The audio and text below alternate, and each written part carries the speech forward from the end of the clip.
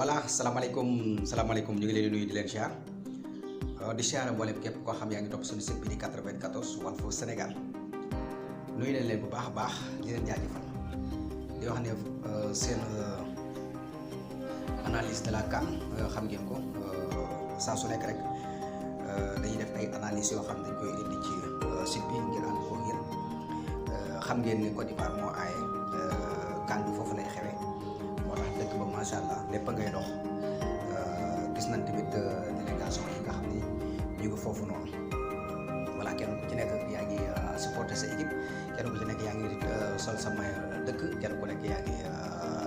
def say sapo ak xam nga takk ay bracelet voilà xam nga kenn ku nekk yaa ngi sol numéro bala saf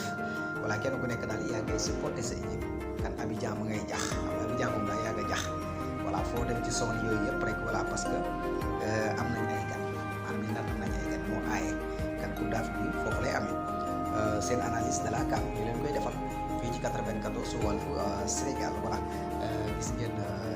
ñaari équipe yi nga xam ne ni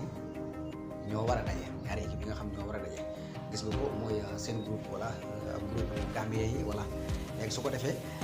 gis nga groupe bi ak groupe bi moo tax tey maanaam groupe Sénégal bi mooy équipe nationale du Sénégal ak groupe bi nga xam ne ni mooy groupe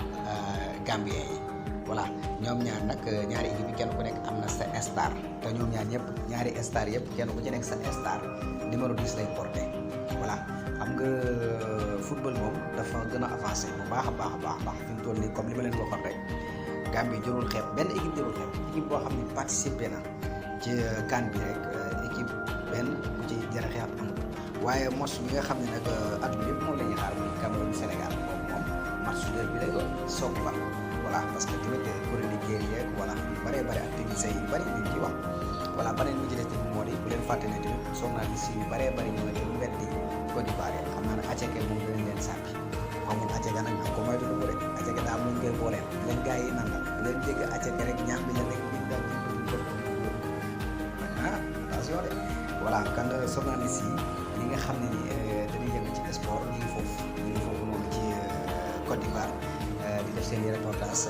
di def micro-trottoir loolu yëpp bokk ci football xam nga football moom daanaka événement la boo xam ne ni ko am ay moyens ba dem fa da ngay sant tamit wax dëgg yàlla ndax da ngay bëgg a génn loo xam ne jox ko say xam nga say amateur voilà te loolu moo leen di bëggal kon yaakaar naa ne ñun moom demoon bëggoon nañoo dem mais xam nga rek dañoo am tuuti kii rek mais am na ku ñu fa nekkal ndax ñun yàlla def